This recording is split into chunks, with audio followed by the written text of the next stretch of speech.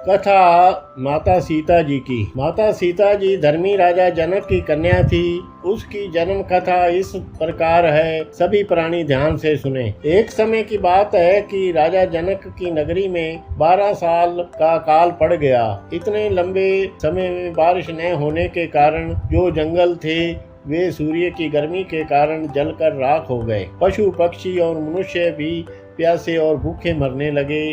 उस समय चारों तरफ हाहाकार मच गई।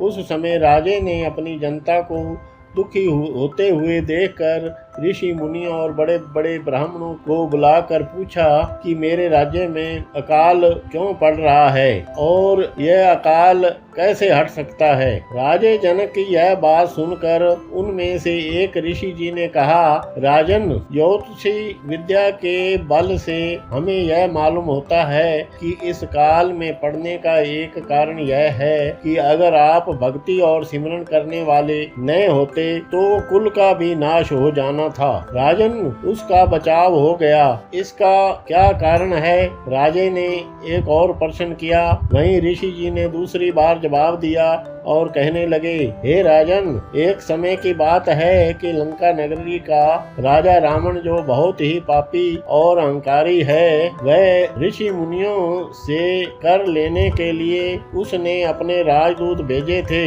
जब उन राजदूतों ने ऋषियों से कर मांगा तो उस समय उन ऋषियों ने समझौते के हिसाब से सभी ने अपने अपने शरीर से थोड़ा थोड़ा खून निकालकर एक घड़े में डालकर उस घड़े का मुंह ऊपर से बंद कर दिया और उन राजदूतों से कहा कि तुमने इस घड़े का मुंह नहीं खोलना है, इसका मुंह केवल राजा रावण ही खोलेंगे। जब वह इस घड़े का मुंह खोलेंगे तो उसका सर्वनाश हो जाएगा। ऋषियों ने कहा कि उसका काल इसके अंदर है। राजन, हम तो इतना ही बता सकते हैं और आगे सुने उस घड़े का क्या हुआ। सभी प्राणी ध्यान से सुने। राजदूत उस घड़े को उठाकर रावण के पास ले गए।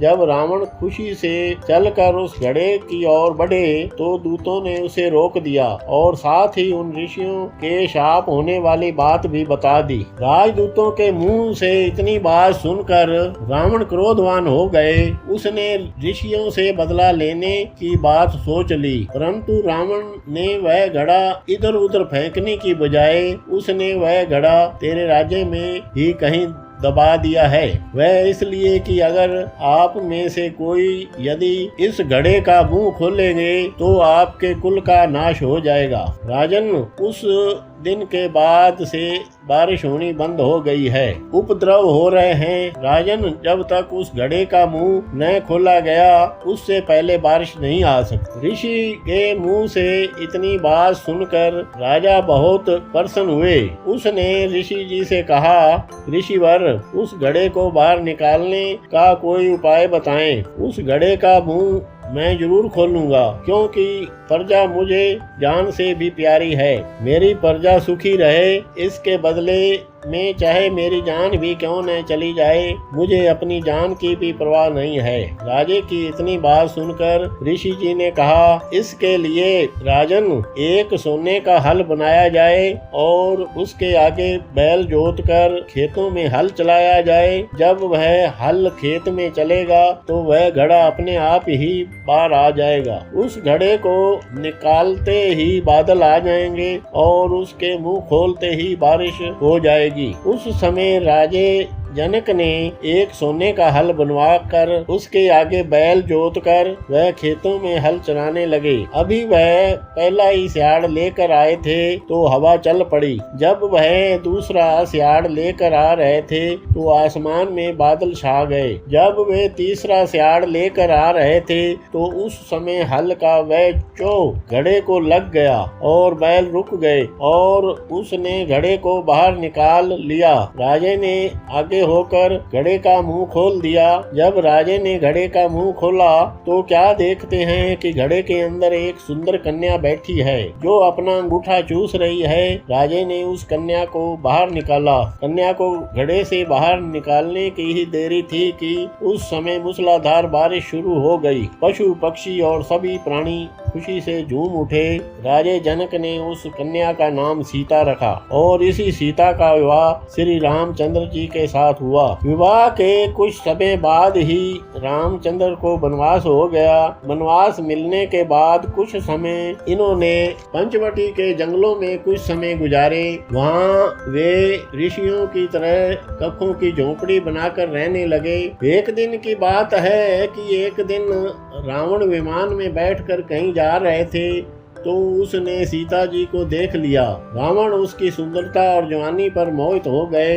रावण ने अपने योग बल से हिरण और साधु का रूप धारण किया। वह उसे धोखे से उठाकर लंका में ले गए। वहां उसने उसे अशोक बाग में रखकर सीता को अनेक तरह के डरावे दिए कि वह सीता अपना पतिव्रता धर्म त्याग कर राजे रावण की पटरानी बन जाए। परंतु उस समय सीता का मन न डोला। वह अपने धर्म और कायम रही।